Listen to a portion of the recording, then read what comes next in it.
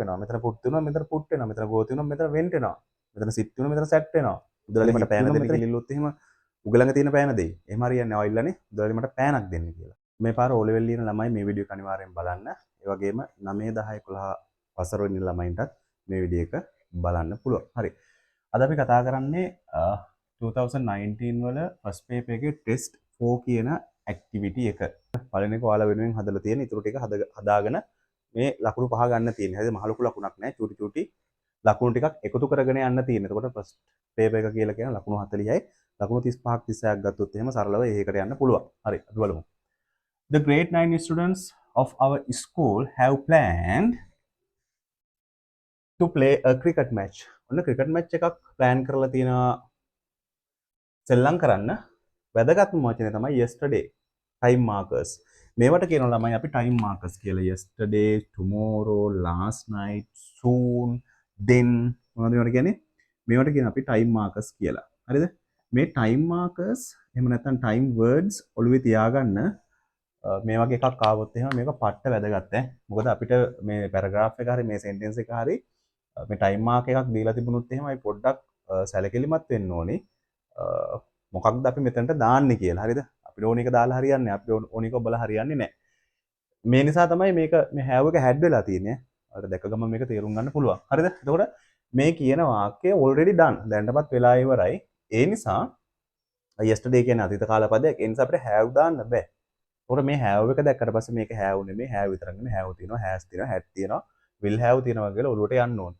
මේ අතීත කාලය නිසා have වෙනුවට මෙතන had දාලා තියෙනවා. ඒක ප්‍රශ්නයක් නෑ නේ. හරි. අපි යමු ඊළඟ එකට.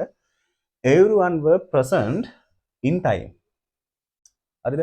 Everyone were present in time. දැන් මොකද්ද මෙතන තියෙන අවුල? දැන් were කියන එක තියෙනවා. හරිද? මෙතනින් මොකද්ද මේ කේස් එක කියලා දැන් ඔලුවට දාගන්න ඕනේ. එතකොට everyone කියලා කියන්නේ indefinite pronoun එකක්. අපි සිංහලෙන් කිව්වොත් එහෙම අවිනිශ්චිත සර්වනාමයක්. එතකොට මේ අවිනිශ්චිත සර්වනාම කියලා කියන්නේ බැලූ බැල්මට බහුවචන විදිහට පේන, ඒ කියන්නේ ඒකේ මීනින් එක ප්ලූරල් විදිහට පේන, නමුත් සිංගියුලර් විදිහට යූස් කරන ඒවාට තමයි අපි ඉන්ඩිෆිනිට් ප්‍රොනවුන් කියලා කෙටියෙන්ම කියන්නේ. මේක everyone තියෙනවා, everybody තියෙනවා, someone තියෙනවා, somebody තියෙනවා, everything තියෙනවා. හරිද? මොකද්ද මේකේ කතන්දරේ? ඉන්ඩිෆිනිට් ප්‍රොනවුන් කියලා කියන්නේ මීනින් එකක් ගත්තට පස්සේ ප්ලූරල් මේ හැමෝම හැමදෙනාම හැමදේම කවුරුවත් නෑ වගේ අයිඩියාස් එනවා. හැබැයි ග්‍රැමර් වලදී මෙයාලව සලකන්නේ සිංගියුලර් විදිහට. එතකොට මෙයාලත් එක්ක යූස් කරන්න ඕනේ ඒක වචන පද. හෙල්පින් verb එකක් යූස් කරනවා නම් ඒකේ ඒක වචනය. මේන් verb එකක් යූස් කරනවා නම් ඒකෙත් ඒක වචනේ හදාගෙන තමයි අපි මෙයත් එක්ක පාවිච්චි කරන්න ඕනේ. ඊළඟ කාරණාව තමයි මෙතන මේ තියෙන්නේ be verb එකේ past tense එකක්. එතකොට මෙයා බහුවචන වගේ පෙනුනට මෙත් එක පාවිච්චි කරන්න ඕනේ ඒක වචනනේ. ඒ නිසා අපිට verb කියන එක මෙතන apply කරන්න බෑ. එහෙනම් මෙතන දාන්න ඕනේ ඒක වචනයක්. හරිද? කවුරු හරි දැම්මොත් එහෙම මෙතන මේකේ උත්තරේ වෙන උත්තරේ is වැරදිනේ. ඇයි ඒ වැරදි? is හරි වැරදි නෑ. නමුත් මේ ටෙස්ට් එකේට අනුව වැරදිනේ. මොකද ඒකට රීසන් එක? මෙතන තියෙන අතීත කාල පදයක්. එහෙනම් is කියන අතීත කාල පදයක් නෙමෙයි මේක present tense පදයක්. එහෙනම් අතීත කාල පදේ තමයි was කියලා කියන්නේ. එහෙනම් අපිට was කියන එක මෙතනට දාගන්න පුළුවන්. ඔන්න අපි අතිසාර්ථකව පළවෙනි ලකුණ ගත්තා.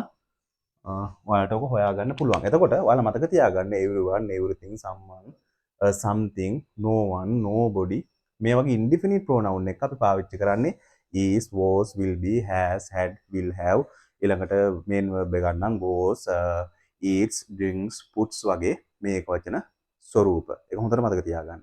හරිද? ඒක මහ ලොකු දෙයක් නෑ මෙතන. ඊළඟට අපිට කියනවා however just before a match. just before a match එකකට කලින් නේ. එතකොට මෙතන කියන එකක් දාලා මැච් එක අඳුනලා තිබුණාම මෙතන තියෙන්නේ අවිනිශ්චිත ස්වභාවයක්. ඒ කියන්නේ uncertain අවිනිශ්චිතයි. දැන් ඔයා හිතන්න ඔයා හොටෙල් එකකට ගිහිල්ලා වේටගෙන් ඔයා ඉල්ලනවා මට රයිස් ප්ලේට් එකක් දෙනවා. කවදාවත් ගිහිල්ලා කියන්නේ නැහැ නේ මේ මට රයිස් ප්ලේට් එක ගේන්න කියලා. ඔයා යනකොට බෙදලා තියන්න ඕනේ එහෙනම්. කවදාවත් කඩේට ගිහිල්ලා මුදලාලි මට පෑන දෙන්න කියලා. එහෙම ඉල්ලන්නේ නැහැ නේ. මුදලාලි මට පෑන දෙන්න කියලා ඉල්ලුවොත් එහෙම උගලඟ තියෙන පෑන දෙයි. එහෙම හරියන්නේ නැහැ. ඔය ඉල්ලන්නේ මුදලාලි මට පෑනක් දෙන්න කියලා. හරිද? ඒ කියන්නේ I want a pen. a pen. මට පෑනක් ඕනේ. පෑන ඔයාගේ අතට ගත්තට පස්සේ ඔයාට අහන්න පුළුවන් how much is the pen? how much is the pen? පෑන්ට ගාන කීයද? එතකොට කියන එක ද වුණා. මොකද අපි පළවෙනි පාර යම් කිසි දෙයක් දිහා බලනකොට වගේ නෙමෙයි ඒ සිද්ධිය දිහා දෙවෙනි පාර බලනකොට. පළවෙනි පාර අවිනිශ්චිතයි දෙවෙනි පාර නිශ්චිතයි. ඒකට හේතුව අපි ඒ සිද්ධි දෙක අතර අපි ලින්ක් එකක් තියෙනවා, බ්‍රිජ් එකක් තියෙනවා. පළවෙනි පාර අපි ඒක දන්නේ නැහැ. දෙවෙනි පාර අපි ඒක දන්නවා. ඒක රයිස් ප්ලේට් එකත් එහෙම තමයි. රයිස් ප්ලේට් එක ගෙනාවට පස්සේ හරි කියන්න පුළුවන් රයිස් ප්ලේට් එක මේ සුඩින් තියන්න. එතකොට රයිස් ප්ලේට් එකක් රයිස් ප්ලේට් එක වුණා. ප්ලේට් ද ප්ලේට් වුණා.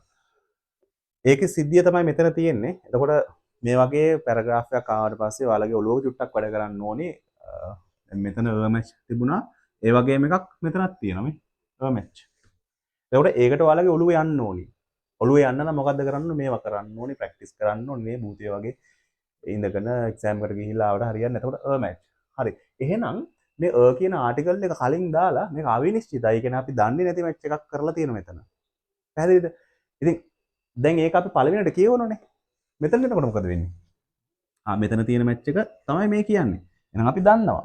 එහෙනම් වෙනුවට අපිට පාවිච්චි කරන්න පුළුවන් ද කියන ආටිකල් එක. වෙනුවට ද කියන ආටිකල් එක. එච්චරයි. ද කියන ආටිකල් එක. කිසිම අවුලක් නැහැ. එහෙනම් there was මෙතන ද. ඊළඟට it started raining. They waited at least of 2 hours.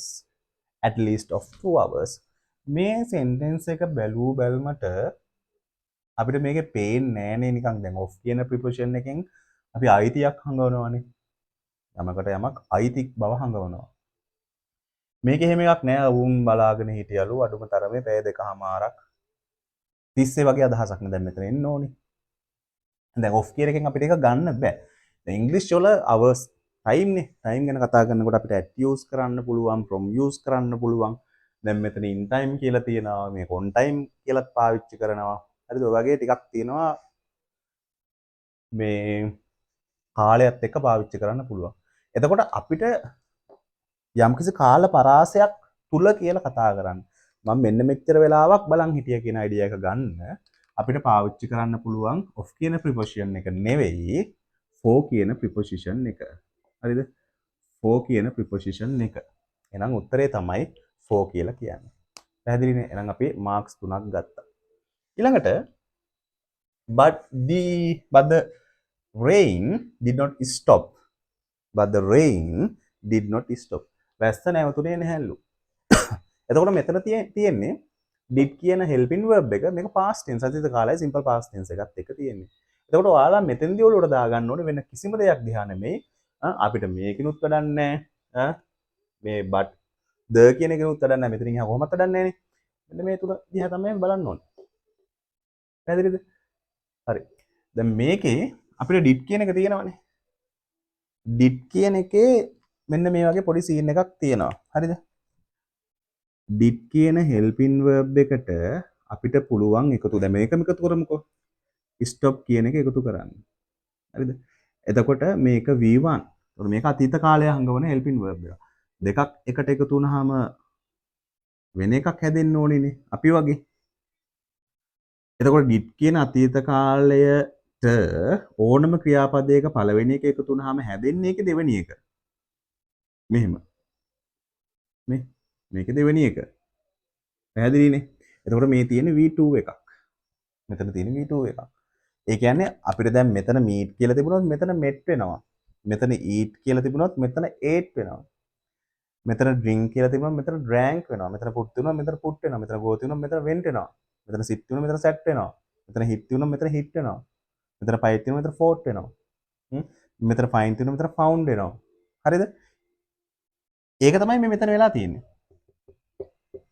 එතකොට දැන් ඔයාලා දැනගන්න ඕනේ හරිද මේ දෙක එකට එකතු වෙලා වෙනම එකක් හැදිරනේ මෙතන නේ ed මගුලක් ඇවිල්ලා p එකකුත් ඇවිල්ලා වෙනම එකක් මෙතන එකතු වෙලා එතකොට මොකක්ද වෙන්නේ මේක සෙපරේට් වෙනකොට ඒක සෙපරේට් වෙනකොටත් එකතුණු විදිහටම සෙපරේට් වෙන්න ඕනේ හරිද එහෙම සෙපරේට් වෙන්න බෑනේ දෙන්නෙක් එකතු වුනහම තව තව හැදෙනවනේ ඒ වදාලේ හැබැයි ඉංග්‍රීසි වල දෙන්නෙක් එකතු වුනහම දෙකක් එකතු වුනහම වෙනම එකක් හැදෙනවා වෙන් වෙනකොටත් අර එකතු වෙන විදිහටම වෙන් වෙන්න ඕනේ.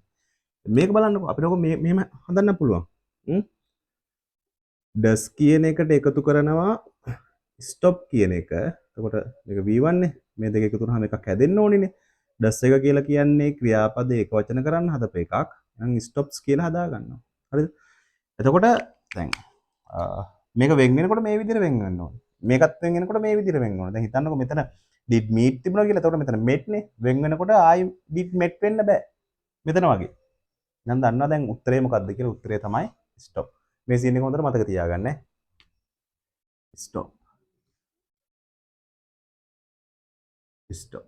ලකුණු හතරක් අපි ගත්තා. ඊළඟට අපිට තියෙනවා they were very sadly. හරිද? මේක දැක ගමන් අපිට උත්තරේ එනවා. හරිද? උත්තරේ දිවේ තියෙනවා ලියන්න විතරයි තියෙන්නේ. හරි මේක ලියා ගන්නත් බැයි නම් ඉතින් ඔල විභාගයට වාඩි වෙන්න එපා අපරාධේ. ගෙදරට ලයින් එක වටිනවා. they were very sadly.